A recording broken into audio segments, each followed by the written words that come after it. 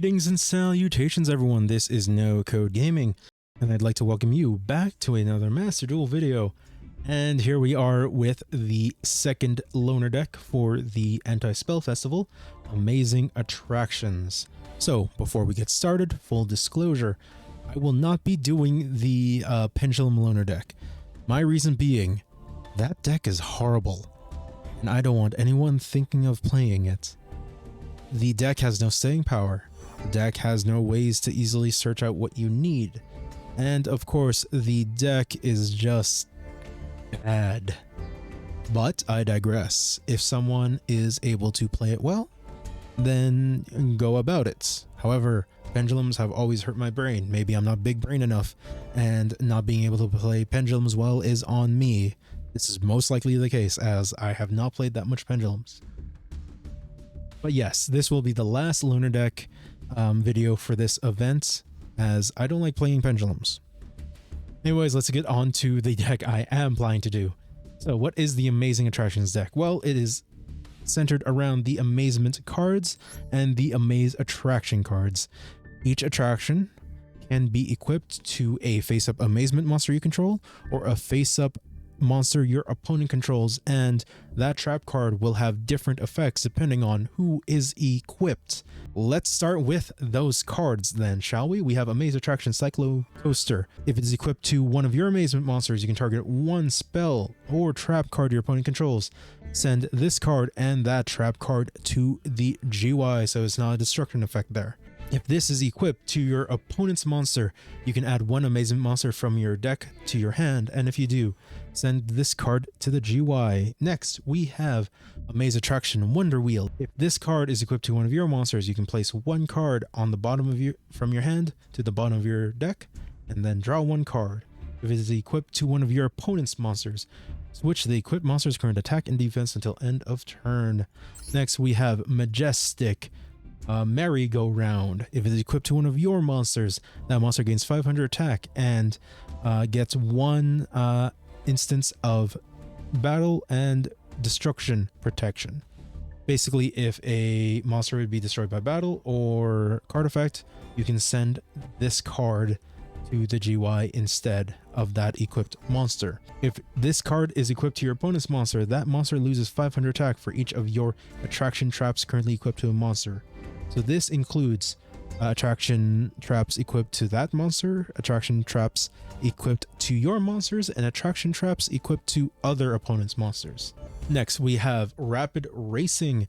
If it's equipped to one of your Amazement monsters, you can target one of your opponent's cards in the GY, change the equipped monster's battle position, and if you do, shuffle that card from the GY into the deck. If this card is equipped to your opponent's monster, you can increase that monster's level by 1 and then change that monster's position for battle, so from attack to defense or from defense to attack. Next, we have one of my more favorite ones, Horror House. This card is very, very good for disruption for two reasons.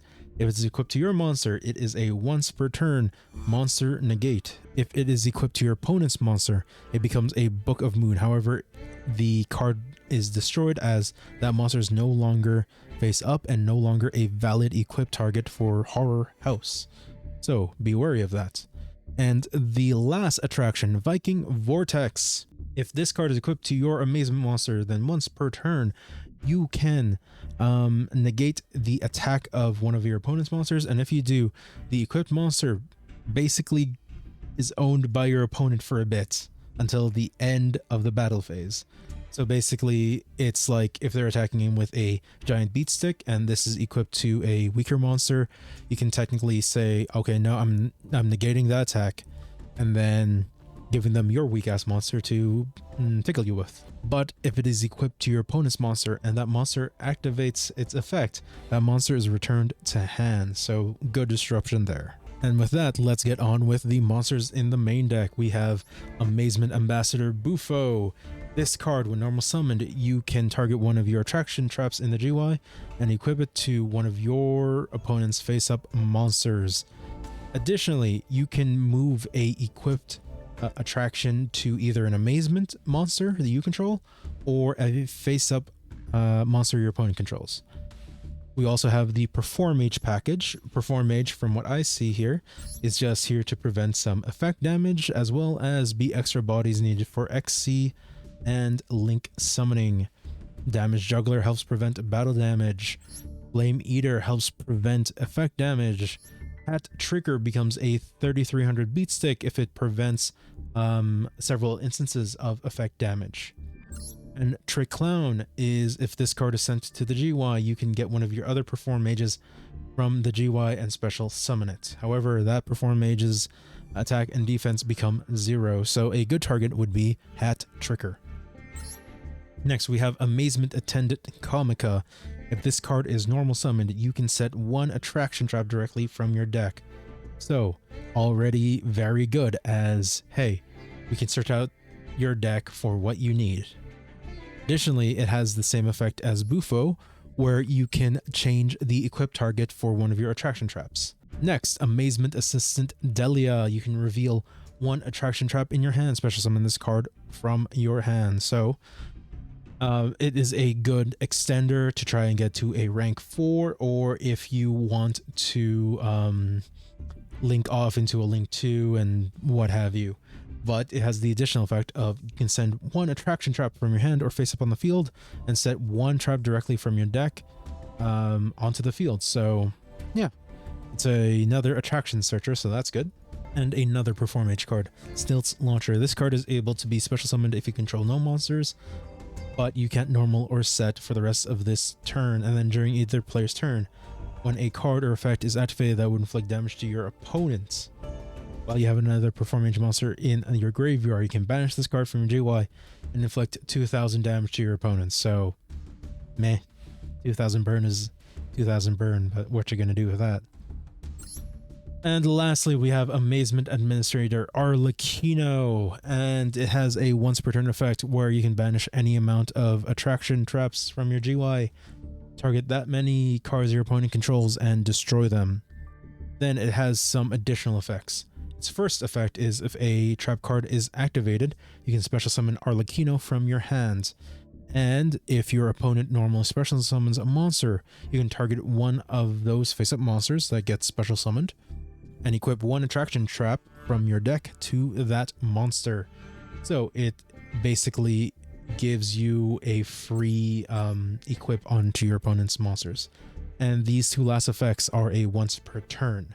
Basically, if you're able to get Arlecchino out, the game very much swings in your favor, as your opponent won't be able to do much. They can still get rid of it, but Arlecchino is still a really good card to be running in this deck. Next, we have Arcfiend Eccentric. This is a normal card and normal tech option for this deck, as well as all the other loner decks, and is very much a meh card, but destruction is destruction, so don't knock it. Next, we have Perform Mage Mirror Conductor. I don't really care about its monster effect. I only really use it for its pendulum effect, and that is basically once per turn you can target a special summoned monster on the field. Its attack and defense are changed to the lowest of its original attack or defense. So if you have a monster with 3000 attack and 0 defense, attack and defense are set to 0, so it's good for nerfing your opponent's monsters to beat over. And the last few cards in the main deck. Heavy Storm Duster's backward removal. Infinite Impermanence is monster negate. And Ice Dragon's Prison is a type disruption effect. If your opponent is playing all spellcasters, as is Pendulum Magicians want to, basically you can disrupt a lot of their plays with that. And lastly, the extra deck. In all honesty, I did not get a chance to play with much of the extra deck, except for one particular card, and that is Time Thief Redoer. I was able to consistently summon Time Thief Redoer. It didn't win me games, but it was really good disruption, really annoying to get rid of. Anyways, what does Time Thief Redoer do? Well, once per turn during the standby phase, either yours or your opponent's, you can attach the top card of your opponent's deck as XC material to Redoer. And of course, it also has the quick effect of you can detach up to 3 different types of materials from this card and then apply the following effects depending on what is detached. For a monster, banish this card until end of turn. For a spell, we don't really care about that because this is the anti-spell event. But for a trap, you can place one face-up card your opponent controls on top of the deck, so it's really good disruption there. For the other extra deck cards, from what I see, Djinns are okay. They work together well if you have more Djinns on the field. Symphony Djinn, it's another Djinn card. We also have Perform Mage Trapeze Magician. I didn't get to play this card that often, as getting 2 spellcasters on the field wasn't really viable in my opinion. But yeah, so basically what this card does is you don't take damage if the amount is less than or equal to this card's attack. And once per turn during either player's main phase, you can detach 1 XC material from this card, then target 1 face-up attack position monster that turn player controls other than this card. It can make a second attack during each battle phase this turn, also destroyed at the end of the battle phase. This card is destroyed by battle and sent to the GY, or if this card is in your possession is destroyed by your opponent's card effect, you can special summon 1 performance monster from your deck, so it has a floating effect to replace itself. Big Eye is a change of heart on a stick. Lucky Straight. Okay, if you're able to get 3 level 7s, how? Just how? Other than like taking control of them with Amazement family faces and then getting like 2 Arlecchinos, you'd be trading 3 good level 7s for a somewhat not good level 7 or rank 7. We also have number 74, Master of Blades. This has a, from the looks of it, a Omni Negate of any face-up card that targets it. Okay, and then I can destroy an additional card on the field, so it's a good destruction effect. Nightmare Cerberus destroys special summon monsters. Nightmare Phoenix destroys a spell or trap, and Nightmare Unicorn shuffles a card back on the field back into the deck. However, remember, you need 1 card in your hand to discard in order to activate these effects. And lastly, the last card in the extra deck, Blackluster Soldier, Soldier of Chaos. This is a good card for a Link 3. If you're able to get enough monsters to get out Blackluster Soldier, do it. It is a really, really good beat stick. But anyways, that's it for the deck overview. Let's get on with the replays. And here we are with the first replay against, I believe this was Crusadia OTK. So, I got lucky, got turn 1, and I set 3 pass. And from here, I think my opponent normal summons this card, Formud Skipper. I activate Horror House in response. Formud reveals Regulus. And I just special summon Arlecchino because I activated the Horror House.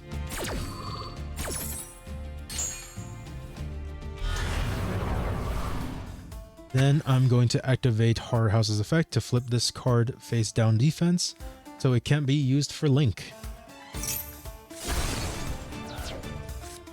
And then I just activate Amaze, and then, okay. I activate Cyclo Coaster and equip it to my Arlecchino. This was actually my very first game with Amazement, so still learning the ins and outs of this deck. And of course I equip it again to Arlecchino. Banish the Horror House to pop. I'm keeping these cards in my hand just in case, because you never know. So it slowly just becomes a set 1 pass deal. So I set 1, attack, and pass. I'm gonna fast forward through this a bit, because for now they just constantly set 1.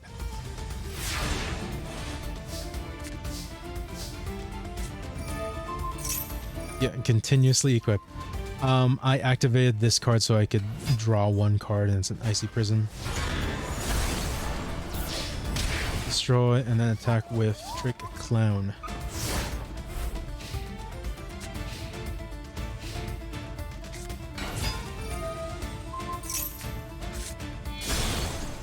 I didn't have my toggle on for that, so I couldn't flip it face down. If I could have further interrupted their plays. But from here, they start comboing off. So they go from Crusadia Maximus into Crusadia Magius and Crusadia Lionis. Link 2 off into Crusadia Spatha.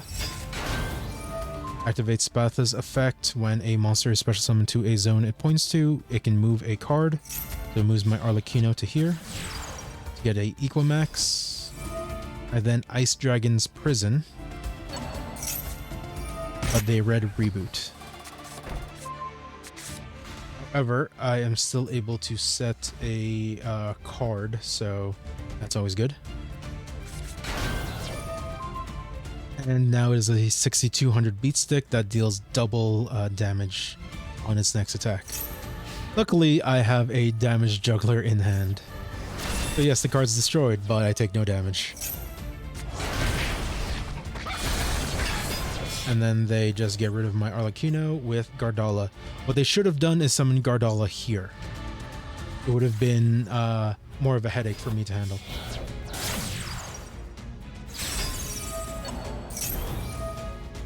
Yeah, and then they just get rid of the Icy Prison.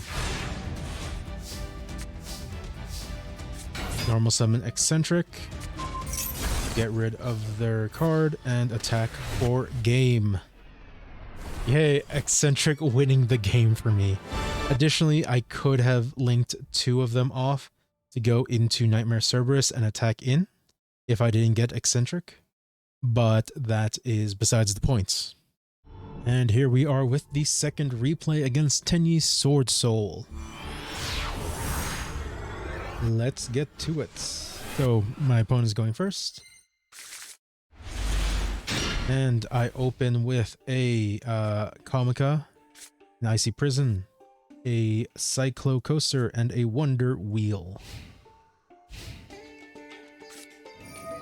So they go about their combo, Tenyi, into Monk of the Tenyi, then reveal Swordsoul. One thing that I was wondering, why didn't they activate Adhara? Oh no, they didn't have Banish. I'm thinking of the other card.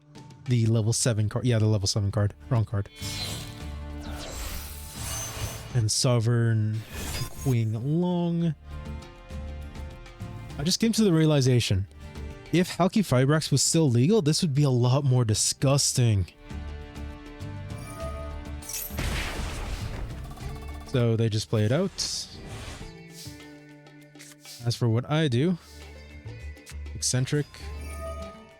Get rid of that card. At 3, pass.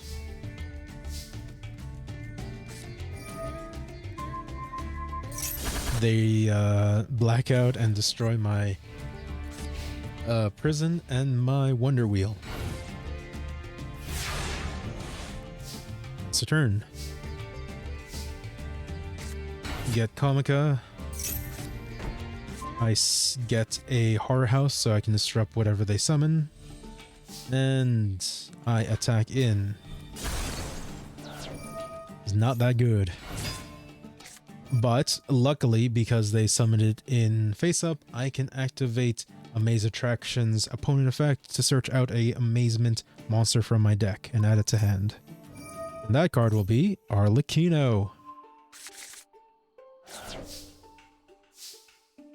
Pass the turn.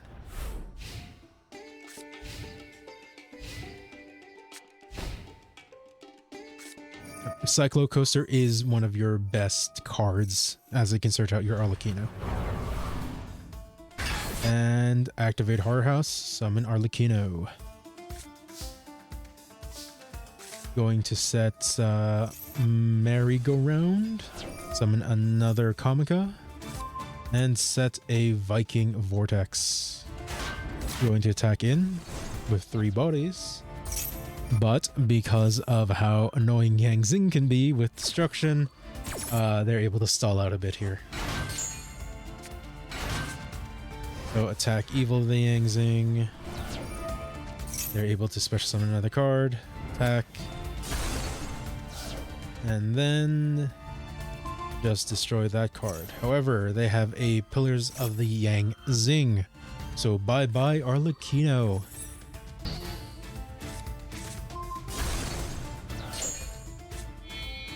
And now I'm going to XC into, surprise, surprise, Redoer. Pass the turn.